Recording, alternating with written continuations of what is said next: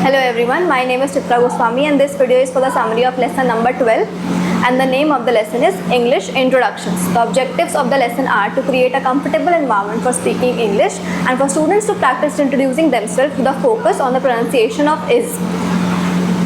The first step, you will acknowledge the students who were punctual, then you will ask what helped you to arrive on time. For students who were late, you will ask how did it feel to arrive after the activity had started and what prevented you from being punctual and what can you do next time to arrive on time. Second step, you will search Google for definition of is on the facilitator's laptop and you will set the maximum volume, then press the speaker. You will ask the class to listen and repeat the word is and you will do this 3 times. Then you will explain that rhyming words are words with the same exact ending sound. For example, at and bat are rhyming words but at and it are not rhyming words. Then you will read the words given in your FRB and then you will tell students to stand if they think that they are rhyming words and sit if they don't think that they are rhyming words. Then you will reveal the correct answer but do not focus on whether students are incorrect. It is meant to be a fun listening activity. Later, you will go around a circle and give each student a chance to pronounce the word is the best they can and you will ask if anyone can describe what their mouth is doing when they say the word. For example, where the tongue is positioned. For the third step, you will watch the AV. If needed, students will play it a second time to answer the questions. Then you will ask a few questions from the students. The first question is, what did he say to start the conversation? The second question is, how did they tell each other their names? The third question is, how did they tell where they are from? And the fourth question is, what did they say at the end of the conversation? The next part of the lesson is FEA certificate and contract, and the objective of the lesson is to develop students' understanding that FEA offers skills to become successful in their careers and in their lives, and students will benefit most from the program if they put in an effort, including attending regularly, following the classroom contract and having a positive mindset. For the first step, you will ask a few questions from the students. You will ask, what do you know about FEA and what skill will you practice during this program? You will accept all answers and add any of the following that are not mentioned by the students.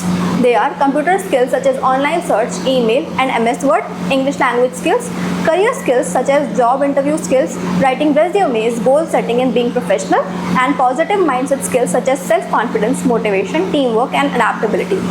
And that do you hope to gain from the program. Now, for the second step, you will ask who has earned a certificate before and how did it feel. You will call on 3 or 4 students to share their experience. You will show sample certificates and announce to students that upon successful completion of the FEA program, they will have the opportunity to receive a printed copy of this certificate.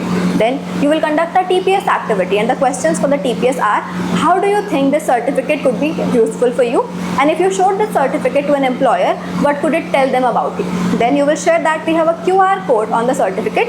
Students can scan the QR code and see their information uploaded on the FEA graduate website.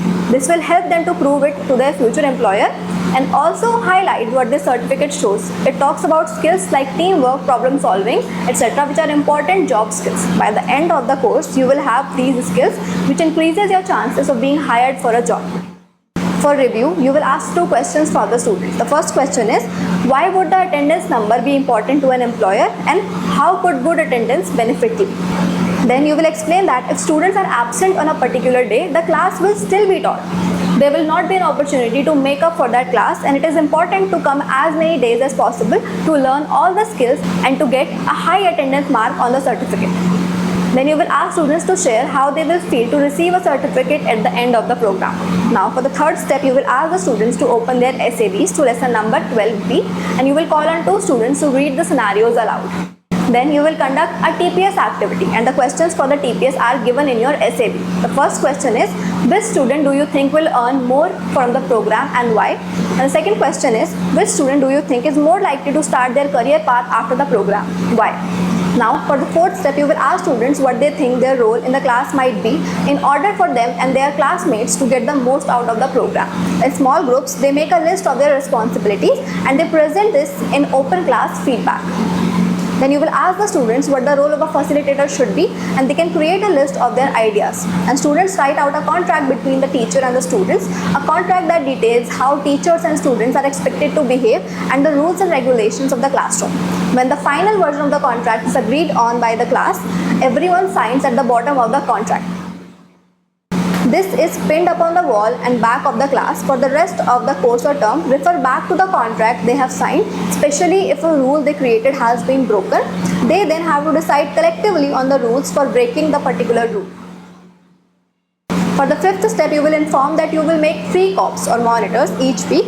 They will be named as Student Activity Book COP, SAB COP, or Laptop COP and Full Sentence COP.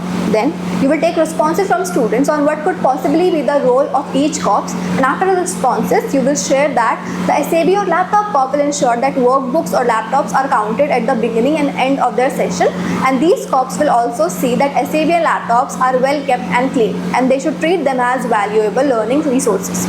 Second, you will inform that Full Sentence COP will ensure that students use full sentences when they respond, as this will allow them to speak more and learn language better.